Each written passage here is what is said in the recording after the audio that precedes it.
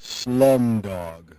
So when you think of horror films, you might be thinking of movies like Saw, Jaws, Scream, Get Out, The Shining, Halloween 1, Halloween 2, Halloween 3, maybe even Halloween Town. Let's not act like Halloween Town wasn't a classic, except for the fourth one where they recasted the actress. That was terrible. But none of these movies are quite like the ones I'm going to be talking about today. And that's because the ones I'm talking about today are films that you would classify as hood movies. These are prominent movies that our dads and our moms played at home. Or if you're like me, seeing Juice for the first time was with me and my cousins, and it's like 10, 12 of us all gathering around the TV, and it's quiet in there because we're all spooked. And even as an adult, rewatching some of these movies, it still feels like a horror movie. It still gives you those chills of relatability that this is real life. All these movies don't have paranormal activity, witchcraft, or demons, but they do have evil undertones that are real. It shows real issues that are happening in Black culture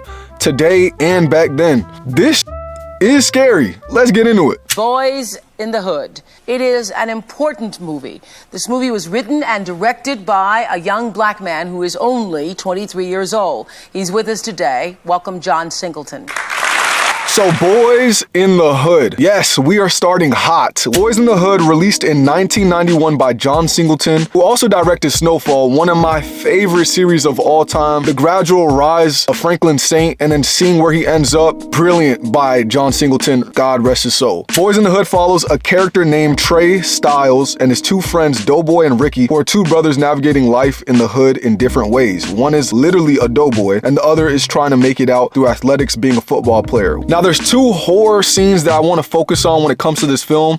One is the infamous car chase scene with Ricky, and then the second being Doughboy's revenge, leading to the cycle of trauma and homicide in Black communities. Let's first talk about the infamous car scene. Now, when I first seen Boys in the Hood, I was about 14, 15, maybe even 16. That scene still gets me to this day. Ricky's running from gang members that Doughboy had issues with earlier in the movie. That chase scene where he's in the alley, the red car pulls up and shoots him in the back, and then all you hear is Trey Styles yelling, "Ricky!" That scene still lives in my head sometimes whenever someone brings up the name Boys in the Hood. You cannot think of that scene. But the real horror of that scene is the consequences of even dealing with someone who is gang affiliated when you're not. Ricky was somebody who wasn't even in gang culture, but his brother was. Being that close in proximity with someone who is a gang member versus someone who's trying to make it out, it's showing that although he had potential to get out the hood is like quicksand and fatally dragged him deep into the sand. This is not Ricky's issue, but this was the environment's issue, and yet Ricky still paid the price for being in that environment. Something so memorable about this scene is when they bring Ricky's lifeless body into the house with blood all over him. That scene of just seeing so much blood was crazy to me at the time, and the crazy part is I've seen scary movies prior to that. This one felt a little different. I've seen gory films before. I've watched Saw before. I felt it a little bit more. Like in my mind, that scene is just painted in red. You have the mom screaming in agony and pain, and then Doughboy kind of staying there with a stale face. And that brings me to scene number 2, Doughboy's revenge. Doughboy gets revenge for what happens to his brother, and we see how one killing can lead to another killing. Now, what really gets me is when Doughboy is having a conversation with Trey about life in the hood, Ricky, and how getting revenge didn't really do anything. It didn't bring his brother back. He gets up, walks off, and it fades, and then texts come up on the screen saying he went to Ricky's funeral, but then 2 weeks later, Doughboy dies himself as a result of gun violence. The real horror in this movie is the tragic cycle of feeling like you have to end someone's life to start yours. This movie shows the horror in the cycle of violence and how people creating this violence were born with emotional instability and bred by an environment never meant to sustain the people in it. Boys in the Hood is a classic and shows the pain that goes on in an environment not really meant for you to succeed. At the end of the day, it was a love story first, and the love story didn't work. The basketball wouldn't matter either. And I knew her acting was good, but I was paranoid about her basketball, and I didn't know I made the right decision until we really got into the cutting, and it made sense. Love and basketball.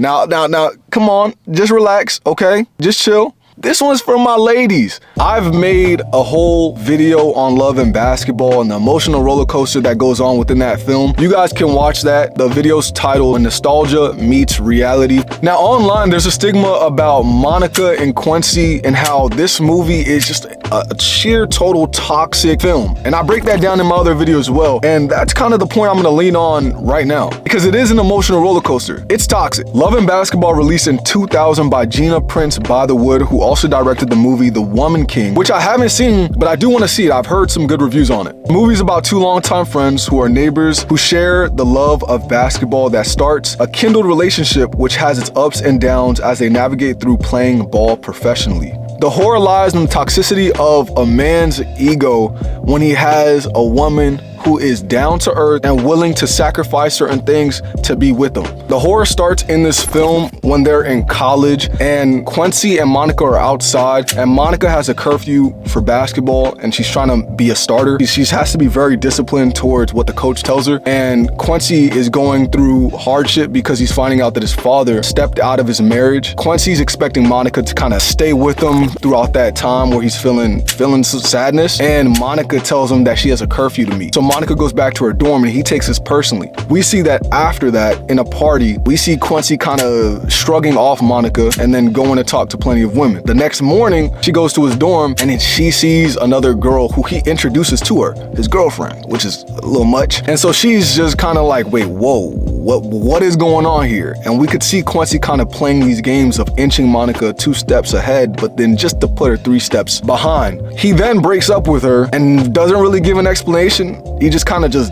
breaks up with her just for the hell of it, and it all stems from expecting her to aid to his needs, kind of neglecting her as a whole. This puts Monica through a roller coaster of emotions, and we see years later after they get out of college, Monica is playing in Spain and Quincy's playing in the NBA. Quincy ends up getting injured and going to the hospital. Monica, still attached to Quincy, even years after being removed from college and even seeing Quincy, she comes down still to the hospital just for Quincy's soon-to-be wife to walk in, brilliantly played by Tyra Banks. Tyra Banks. What's up? She comes in and shows Monica her ring. Yeah, you gotta see why this is a horror film. Going through that emotional roller coaster and Quincy's inability to see a good thing when it's staring at him right in the face. That's something that we all go through. And I know some of you guys, when you guys think of horror, you guys think of gore, violence. But emotional horror is a real thing too. No one wants that. No one deserves that. A lot of ladies are saying this is their nightmare. So that's why I had to put it here as a horror movie. We're gonna rehearse it for camera and help him get in the movie. This is my man. This is my coach. My coach right here, Ernest Nicholson. I'm Tupac Shakur. Thank you. He's one of our star players here.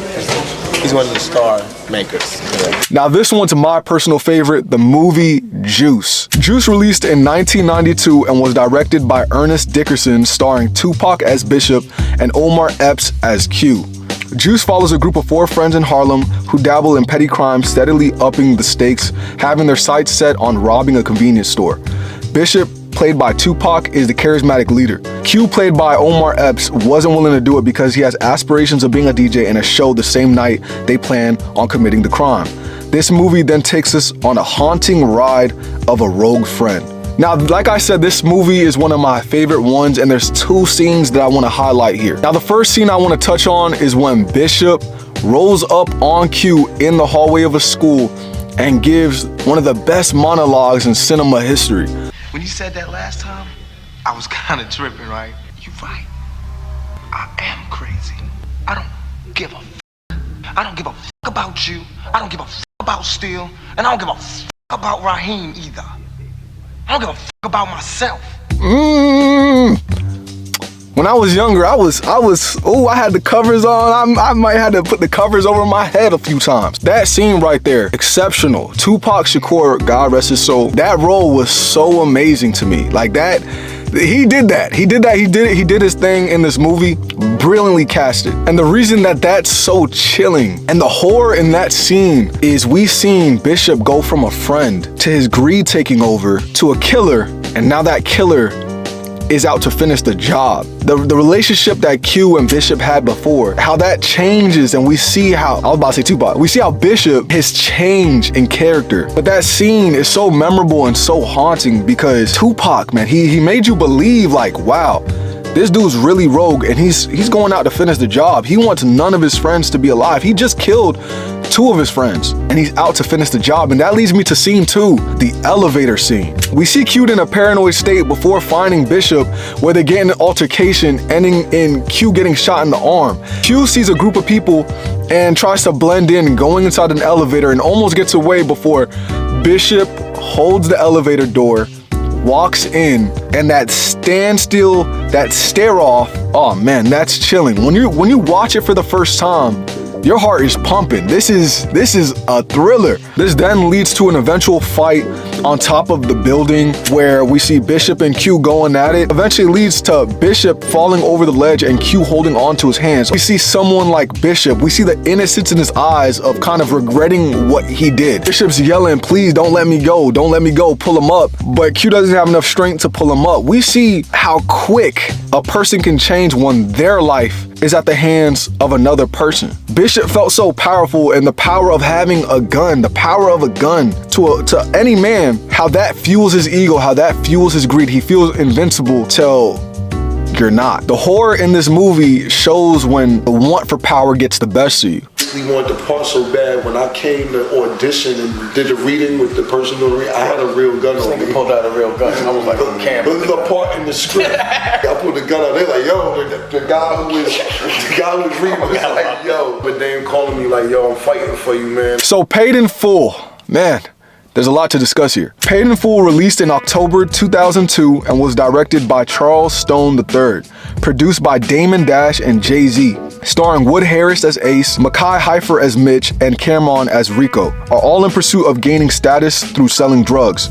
With finding success, they have to now navigate through jealousy, envy, and greed, not only amongst their environment, but themselves. The first scene I want to talk about is when Ace gets robbed by a guy he sees earlier on in the movie, but Rico, played by Cameron, kind of brushes him off, and because his ego's inflated because he's getting the money. But that dude comes back later on in the film to rob Ace, and we see him not only try to just rob Ace, but his family's involved and his family's tied up on the bed. We then see a gunfight happen inside the bathroom because Ace hears gunshots coming from the room where his family members are. That is horror in and of itself. Getting involved in the drug game and seeing consequences for your actions, because there's always going to be somebody who wants something. There's always going to be somebody who's looking at you with envy. And now Paid in Full has a little bit more horror scenes, but I say that scene to connect it back to the scene that I love the most. But before I get into that scene, I want to say this. Rico in itself, Rico as a character as a whole, I can go on and on about how he's the cause of this movie being a horror movie. You know, his greed, his lust, his want for power, but that'll be too obvious. I bring up Ace getting robbed because that leads to the scene where Ace and Mitch are sitting down having a conversation. Ace he has band-aids all over him. You know, he just got shot, and Mitch is sitting there checking up on him, making sure he's good. Mitch starts his monologue, and Mitch goes on to say, I love the game. I love the hustle, man. Be feeling like one of them ball-playing niggas, you know, Bird, Magic or something. A nigga could leave the league, but if I leave, the fans still gonna love me, man. He talks about how he gets respect in Harlem, and that if he leaves the game, well, the fans still remember him. This scene perfectly shows what everyone I just previously named feels like. Whether that's Bishop and Juice letting the power of a gun dictate his moves, whether that's Quincy in Love and Basketball expecting everyone to cater to his needs, whether that's Doughboy, who was born in the same circumstances as Ricky but got deterred to gang life. On the surface, it looks like it's them versus them, but if you peel the layers back and look a little deeper, it's them versus a system meant for them to lose. Whether it's emotional stability, revenge, greed, or power, these things arise because of the environment that they're in. They're blinded by traumatic events that happened generations before they even came along. Quote that someone gave to me that stuck with me is, some people just want to be king, whether that's king of an empire or king of an anthill. They just want to be king.